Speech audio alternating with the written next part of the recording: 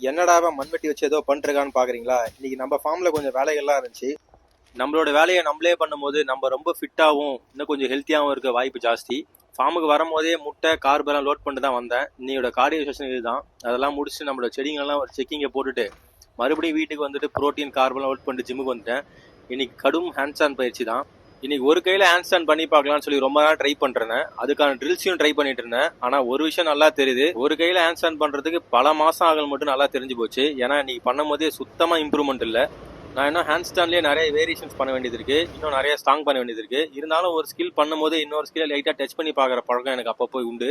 அதன் மூலியமா நம்ம திருப்பி ஸ்டெப் டவுன் பண்ணி நம்ம பேசிக்ஸ் எங்க ஸ்ட்ராங் பண்ணலாம்னு சொல்லி நம்ம கண்டுபிடிக்கலாம். ஸோ அந்த மாதிரி ஒரு ஐடியாவை கிராஸ் பண்றதுக்கு நம்ம ஹெல்ப்ஃபுல்லா இருக்கும்.